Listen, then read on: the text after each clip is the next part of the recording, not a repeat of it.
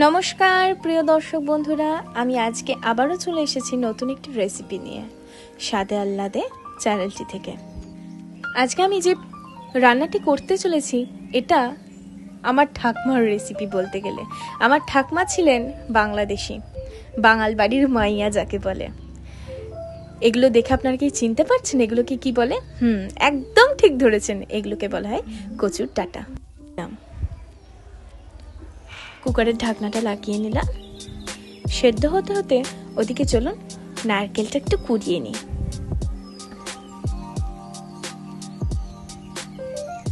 দেখুন কুড়িয়ে নেওয়ার পর কি মিহি হয়েছে আপনাদের দেখিয়ে দিচ্ছি। দেখুন খুব সুন্দরভাবে কোরানো হয়েছিল নারকেলটা, একদম মিহি হয়েছে। মটরের ডাল এদিকে ভিজিয়ে নিয়েছিলাম।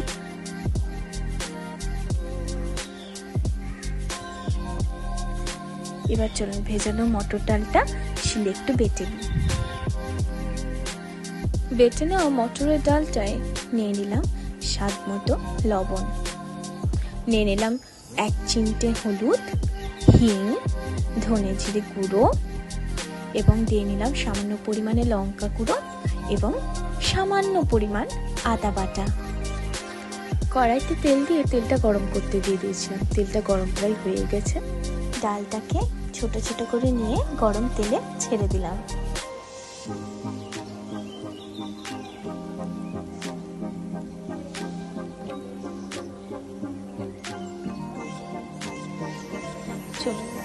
বড়াগুলো খুব সুন্দর ভাজা হয়ে গেছে। রান্নার ফোড়নের জন্য নিলাম এলাচ, জিরে, হিং, দারচিনি, তেজপাতা এবং শুকনো লঙ্কা।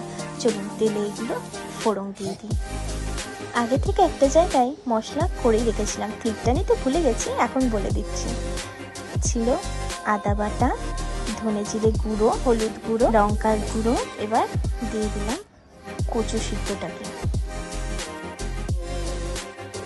এবার এটাকে ভালো করে কষিয়ে নেব। দিয়ে দিলাম স্বাদ মতো লবণ।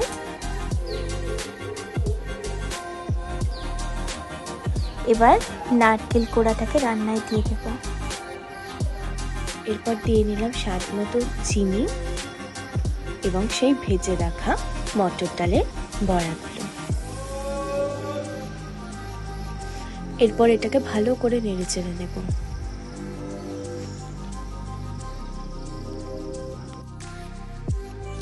রান্নাটি নামিয়ে দেওয়ার আগে এর মধ্যে দিয়ে দিলাম ঘি এবং গরম মশলা।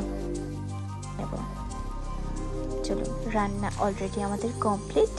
দেখুন কি সুন্দর ডেকোরেশন করে দিয়েছে না মা, খুব সুন্দর লাগছে দেখতে। এই রান্নাটি ছোটবেলা থেকে আমি আমার ঠাকমার হাতে খেয়ে প্রায় বড় হয়েছি। যাই হোক, এখানেই শেষ আজকের মতো। ধন্যবাদ।